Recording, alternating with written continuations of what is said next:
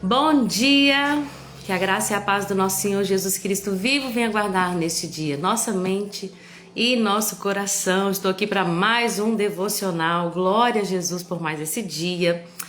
É bom ter saúde, né, gente? Como é bom ter saúde e poder fazer aquilo que Deus nos chamou para fazer, né? Eu sempre falo no final dos vídeos, amanhã estarei aqui de novo se o Senhor permitir.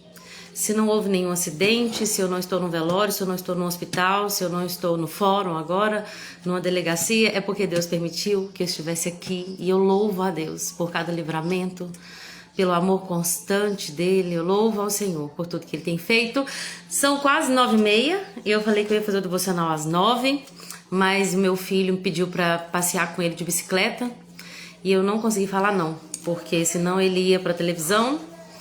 E inclusive, por falar em meu filho, hoje eu tô sozinha em casa com ele. Vem cá, meu amor. E aí, gente, então se eu precisar de alguma coisa, fala oi pras pessoas. E a minha cachorrinha também, com a bolinha, querendo brincar. Se eu precisar de alguma coisa pra poder auxiliar meu filho, eu vou parar pra auxiliar, tá bom? Minha Bíblia é Davi e Golias. Sua Bíblia tem Davi e Golias, né? Aqui, a mamãe vai gravar o devocional agora. Depois a mamãe vai estar lá com você, tá bom? Vai pra lá. Combinadinho? Joy, sai daqui, por favor. Que Jesus me ajude. Em nome de Jesus, vai dar certo.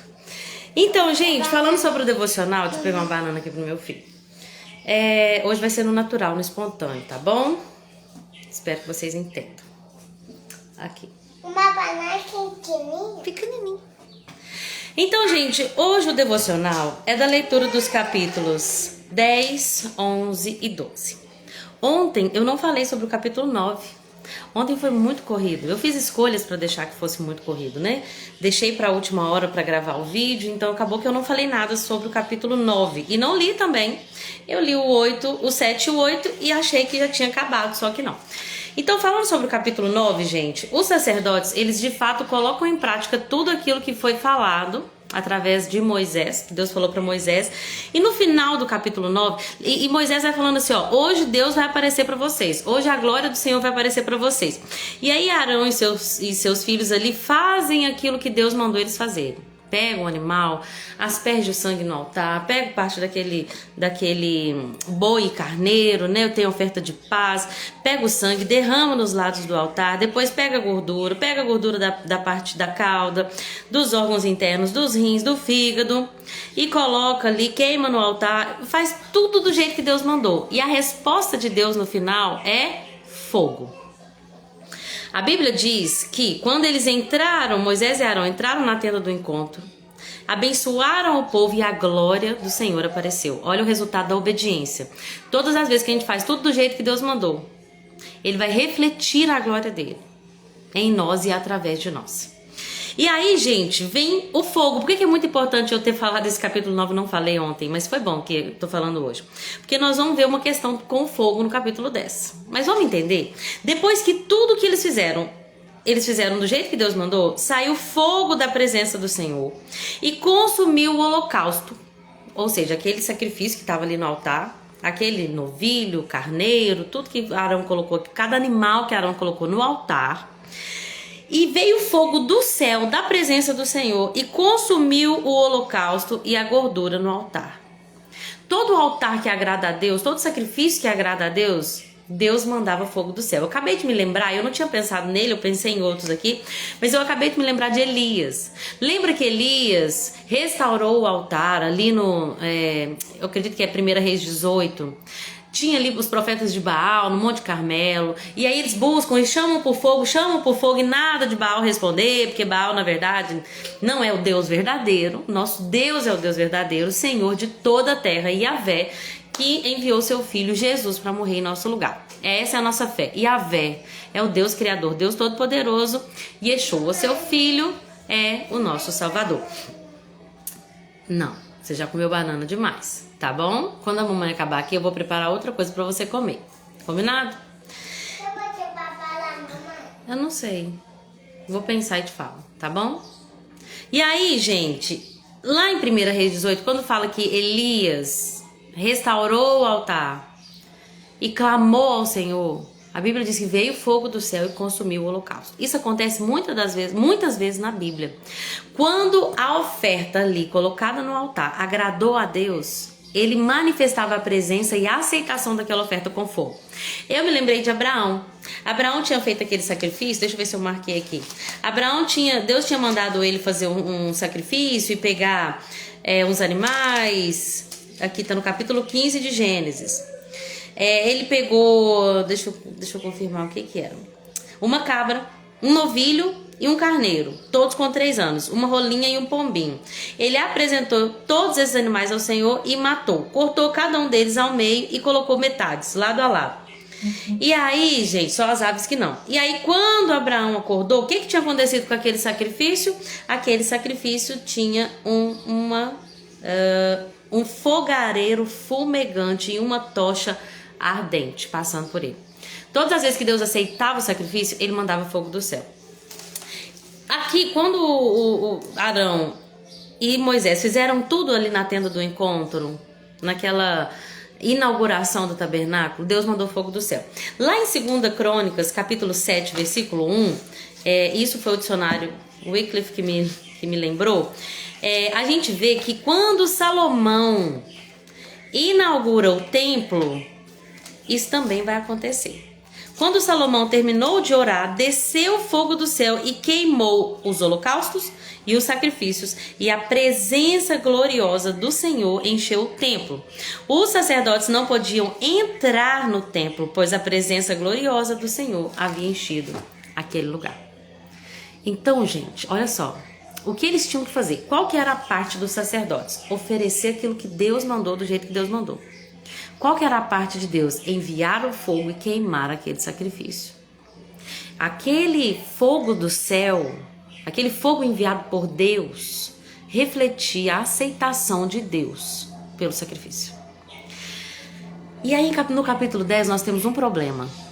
Nadab e Abiú, que eram filhos de Arão. Arão tem 4 filhos: Eliezer, Itamar, Nadab e Abiú. Nadab e Abiú, eles pegam brasas dos seus próprios incensários, colocam incenso nela e entram na presença do Senhor com aquele fogo. Na minha versão aqui na NVT fala assim que aquele fogo era diferente do que Deus havia ordenado, do que ele havia ordenado. E quando eu estava meditando sobre isso, gente, eu já pensei tanto nisso, eu já vi tanto estudo sobre isso nesses meus anos de leitura bíblica. E eu já vi tanta coisa, mas eu nunca entendia por que Deus não aceitou aquilo. O que eles fizeram de errado? Sabe, você sabe que foi um fogo estranho, mas qual que é a estranheza desse fogo? Por que Deus não aceitou esse fogo? E hoje, quando eu estava lendo, uma coisa veio no meu coração, gente. Eu sei que isso vai muito de interpretação. A Bíblia não é que ela deve ser interpretada de diferentes maneiras, mas existem aplicações diferentes. Deus vai revelar facetas diferentes. Como eu estou nessa cozinha e eu posso olhar pela porta da cozinha e ter uma visão, assim como eu posso olhar de baixo e ter uma outra visão, e eu posso olhar por cima e ter uma outra visão, e nenhuma das visões que eu tenho está errada, mas existe uma visão específica. Às vezes a gente olha para uma parte da Bíblia e a gente foca na questão do coração, às vezes a gente foca em como Deus viu, às vezes a gente foca em como aquilo afetou a comunidade. Então não é que visões diferentes sejam erradas, desde que não fira de fato, né, de fato a hermenêutica, a interpretação bíblica e única, que é a que vem do Espírito Santo. Mas às vezes a gente vai ter visões diferentes de um fato e a gente vai pregar sobre aquilo baseado naquela visão. Hoje o que me chamou muita atenção sobre Nadab e Abiú é olhando por essa introdução que eu coloquei, que Deus mandava o fogo. Mas agora eles vão fazer surgir o fogo. Eles vão chegar com fogo próprio. Gente, e isso remonta lá ao jardim. Quando aqueles dois primeiros seres humanos, Adão e Eva, foram tentados a ser independentes de Deus. Sabe, eu não preciso de Deus, eu não preciso que Deus envie o fogo, porque eu vou lá e eu pego brasa e eu mesmo levo o fogo. Sabe, é uma luta, gente, que nós temos. Muitas das vezes nós não queremos depender de Deus, nós queremos ter uma segurança. em nós mesmos, na nossa capacidade, no dinheiro que a gente tem, no emprego que é fixo, que tem seguro, que tem, sabe, nós às vezes somos tentados a não termos que depender de Deus para nada. Por que muitas pessoas Deus chama para fazer uma coisa e elas não vão? Porque ela tem que ter um passo de fé. E a Bíblia é toda sobre fé, gente. Fé e obediência. Quer saber sobre o que é a palavra de Deus? O tema central da palavra de Deus é Jesus. Se você quiser viver tudo que está aqui, você tem que ter fé e obediência. E aquelas pessoas ali, Nadab e Abiú, eles queriam trazer um fogo próprio. Um fogo que eles mesmos trouxeram. A Bíblia chama isso de fogo estranho. E hoje, quando eu estava analisando isso, isso veio muito forte no meu coração, sabe? Quantas vezes o que nós queremos é essa independência de Deus. Eu não quero ter que depender de Deus todos os dias. Eu quero ter uma reserva. Aquele homem, eu acabei de me lembrar, sabe aquele homem que Jesus vai falar assim...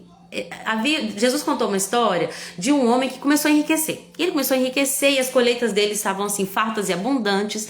E aí ele pensou assim, o que eu vou fazer com essa colheita? Agora eu vou abrir um parênteses. Será que eu vou abençoar alguém? Vou fazer alguma coisa para a comunidade? Vou expandir o reino de Deus? Não. Fecha o parênteses, né? Porque isso não tá na Bíblia. Mas aí ele fala, o que eu vou fazer com essa colheita? Já sei. Eu vou aumentar os meus celeiros. Ou seja, eu vou ter mais lugares para guardar para mim. E aí eu vou ter o resto da vida tranquilo. Não vou precisar trabalhar, me preocupar com nada. Olha, tá vendo a independência? Olha a independência aí. Eu vou guardar esse dinheiro e ó, me aposentei. E aí Jesus fala assim, louco. Não sabe ele que hoje mesmo vão pedir a alma dele. Ou seja, louco, tolo. Mal sabe esse homem que hoje mesmo ele vai morrer. Você falou isso? Vai caminhão grande? É? O Rubble tem um caminhão muito grande, né? Tá bom. Daqui a pouco a mamãe vai lá, tá? Então, gente, olha só que coisa. Aquele homem quis aumentar a maneira de guardá-lo. Sabe, a gente hoje em dia não seria celeiro. Tipo assim, já sei, eu vou investir em criptomoedas e eu vou investir, vou colocar uma parte no banco, vou colocar uma parte em negócios imobiliários e eu vou... já sei, vou construir uma casa porque eu tenho um aluguel, que é aquele aluguel vai ser minha segurança. No fundo, sabe qual que é a tentação? Não depender de Deus. Não preciso de Deus. Porque se eu precisar de qualquer coisa, eu tenho dinheiro, eu vou no médico bom da cidade. Se meus filhos precisarem de alguma coisa, qualquer coisa eu coloco numa escola boa, não precisa se preocupar com a faculdade não, eu pago a faculdade deles.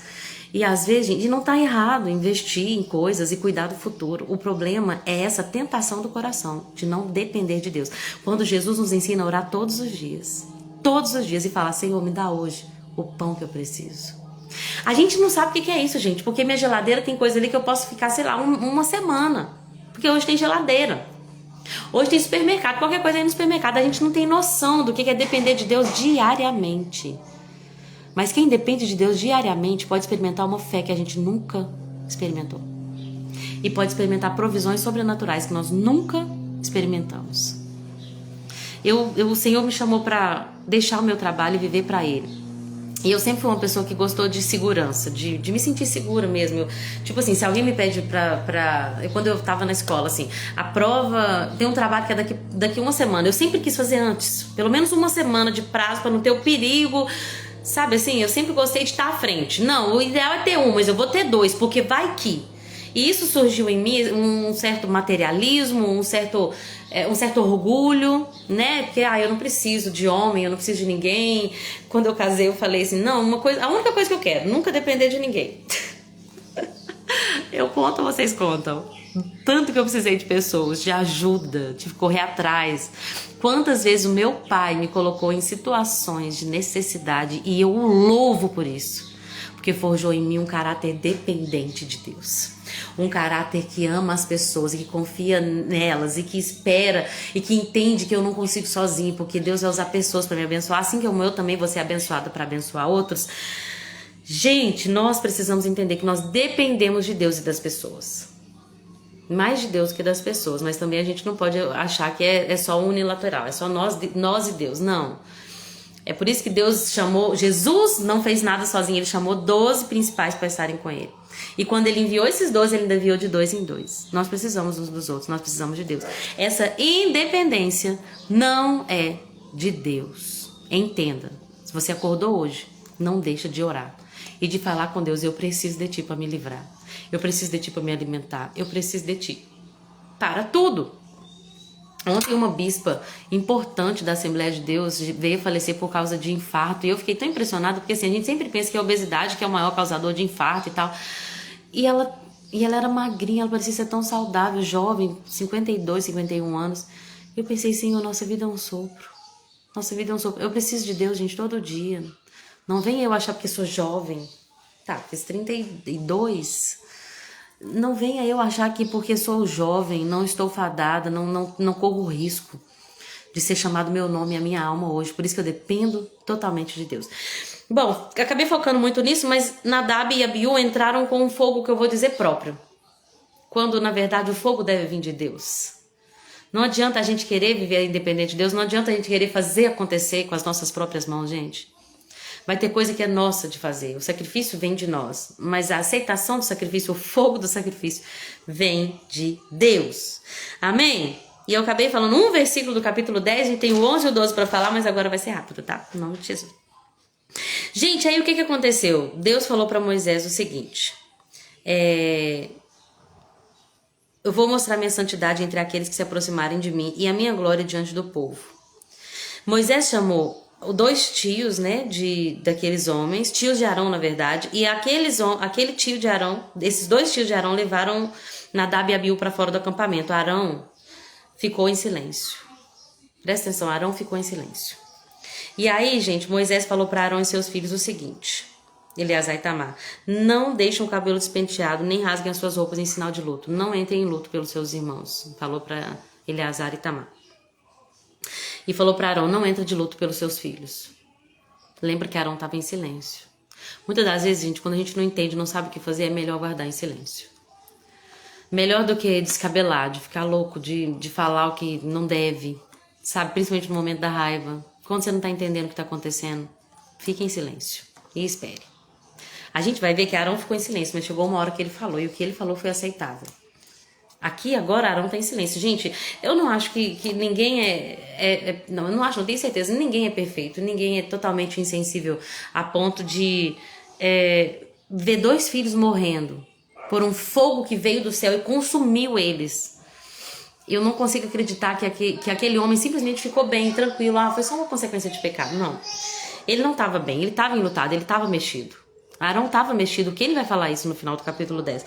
Ele estava mexido, mas ele guardou em silêncio. Muitas das vezes, pra gente não pecar, gente, a gente vai ter que, fechar a nossa boca. Às vezes a gente fala e peca e erra porque não sabe falar o que é certo na hora certa. Então, o ideal, gente, se você não sabe o que falar numa situação, você não é sábio. O provérbio vai falar muito sobre isso. O tolo fala pra todo mundo o que ele pensa, mas o sábio guarda em silêncio. Nós precisamos, muitas das vezes, esperar em Deus e guardar em silêncio para não pecar contra Ele. Ah, mas a pessoa que pecou, mas daí quando você fala, você peca também. Aí você também tem que pedir desculpa depois. Não compensa. Não compensa. Mesmo quando você estiver certo. Você não fez nada de errado. Arão não fez nada de errado. Mas ele estava mexido e ele guardou em silêncio. Ele não falou nada. Gente, falando sobre esse fogo que veio do alto, que a Bíblia diz, saiu fogo da presença do Senhor e devorou aqueles homens. Nós vemos o fogo de Deus de 2 maneiras. Ele pode ser um fogo devorador, como Sodoma e Gomorra, que devorou o pecado, destruiu aquele povo, destruiu Nadab e Abiú. E nós vemos o fogo de Deus como um fogo purificador. Tudo vai depender do coração. O fogo de Deus nos purifica como a prata e o ouro. Mas o fogo de Deus também é consumidor. E ele consome o pecado. E Deus é justiça e juízo. Então que nós possamos cuidar do nosso coração. Principalmente quando vamos entrar na presença do Senhor. Cuida da oferta que você tem dado para o Senhor. Que oferta, Lorena? Eu vou falar por mim. Eu estou subindo ali na plataforma e eu louvo a Deus. Eu estou realmente ali para louvar a Deus? Ou será que eu estou preocupado com o que os outros estão vendo a meu respeito? Será que eu estou preocupado com as opiniões? Será que eu estou preocupado com o que está sendo visto de mim? Qual que é o meu coração? O que você faz para Deus? E qual que é a sua intenção? Nós precisamos cuidar disso, gente. Cuidar das nossas motivações. E aí, gente, o que acontece? O que acontece é que Olha só o versículo 8, deixa eu falar uma coisa rapidinho aqui.